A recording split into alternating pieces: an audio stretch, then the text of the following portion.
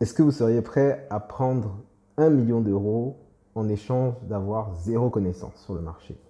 Vraiment connaître rien du tout, aucune compétence, vous devez repartir de zéro.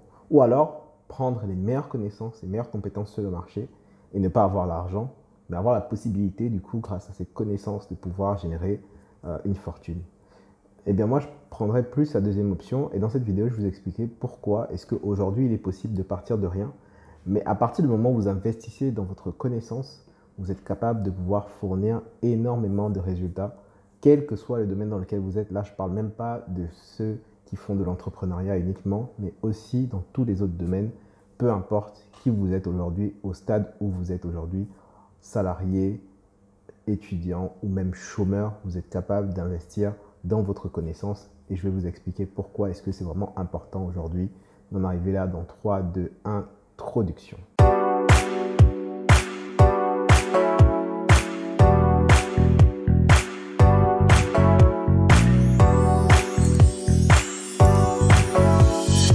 Aujourd'hui, nous sommes dans ce que j'appelle l'économie de la connaissance. L'économie de la connaissance, c'est quoi? C'est un terme que j'utilise, mais je n'ai aucune idée si ça existe sur Wikipédia, je n'ai pas check. Mais grosso modo, c'est pour vous dire que la connaissance peut devenir monétisable. Concrètement, si vous avez un savoir-faire, si vous avez une compétence, si vous savez comment la revaloriser, vous êtes capable de gagner de l'argent à partir de cela. Mais là, je pense que je ne vous apprends rien. Mais pourquoi je dis ça? C'est parce que concrètement, aujourd'hui, c'est vraiment devenu une tendance. Si vous allez sur YouTube, vous allez voir que beaucoup de créateurs de contenu sont des créateurs de contenu qui, à 80%, font des vidéos pour expliquer aux gens comment concrètement ils font pour faire ce qu'ils font. Donc, ce sont des vidéos de type tuto. Et il y a beaucoup de gens qui vivent grâce à ce type de vidéos parce que ça connaît un boom extraordinaire. Pourquoi cela? Parce que bon, je ne vais pas vous refaire la genèse, hein, mais bien sûr, vous savez que YouTube, c'est un moteur de recherche. YouTube qui a été racheté par Google. Google numéro 1 en termes de moteur de recherche.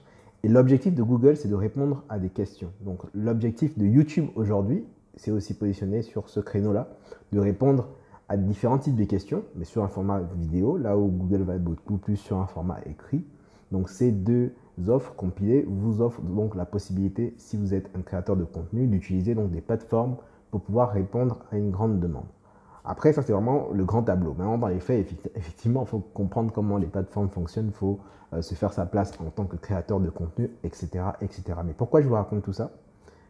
Parce que justement, dans le dilemme, si vous êtes donc abonné sur mon Instagram, vous savez que je fais maintenant des jeux de rôle qui me font vraiment, vraiment rire moi-même sur mes réels. Et donc, du coup, le dilemme que j'ai proposé, c'était de savoir si les gens préféraient prendre 1 million d'euros ou de prendre toutes les connaissances ou compétences. C'était un piège en fait pour expliquer aux gens que si vous prenez de l'argent et que vous n'avez pas les connaissances, ben, en fait cet argent vous allez peut-être mal l'investir, vous allez mal l'utiliser et bien souvent au bout d'un an, enfin 1 million d'euros en un an, franchement si vous le claquez mal, vous dépensez ça dans des revenus, enfin dans des actifs, euh, ça risque de très vite vous filer entre les doigts.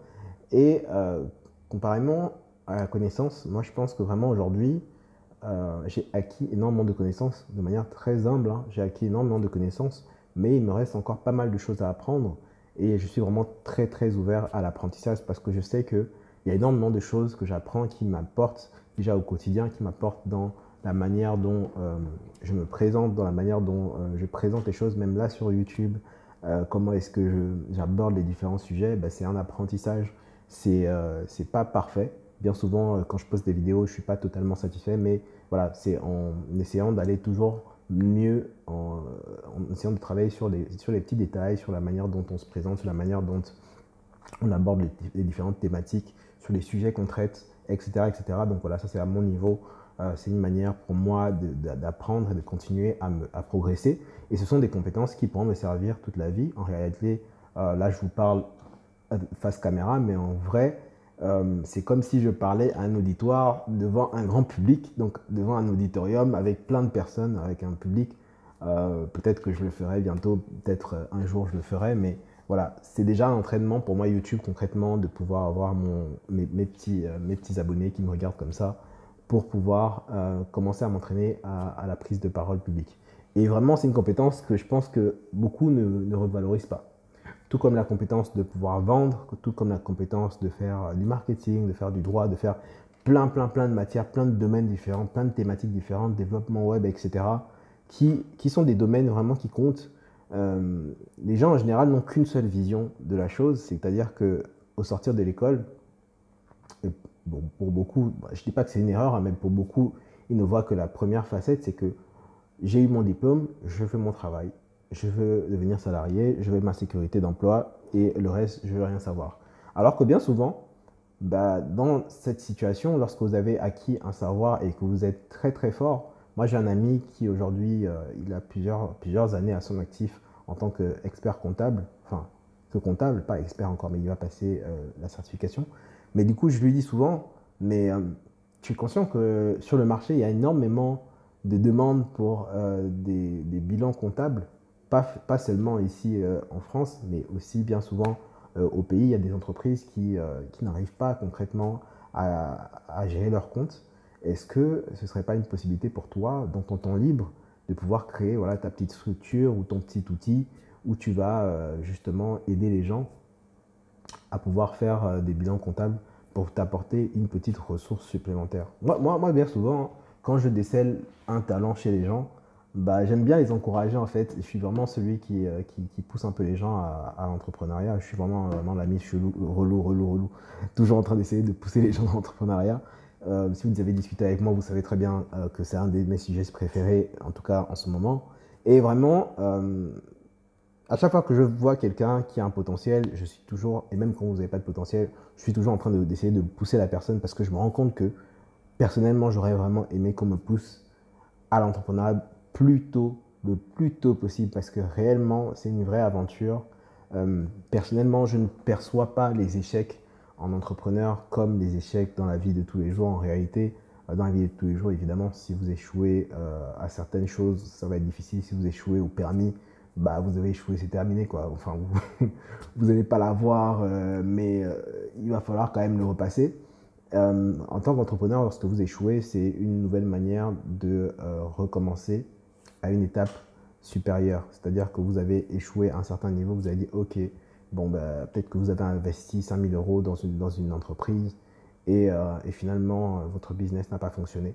Bah, c'est pas grave, vous avez compris où est-ce que ça n'a pas marché et pourquoi est-ce que ça n'a pas marché. C'est ça qui est important. Et même si vous ne voulez pas vous relancer en entrepreneuriat, avec cette expérience, vous pouvez la revaloriser en tant que conseil dans le conseil. Si vous allez dans le conseil de la création d'entreprise, au moins vous aurez cette expérience en sachant que voilà, il faut faire attention à ce type de problème parce que ça arrive souvent. Donc il y a toujours une manière de rebondir en fait.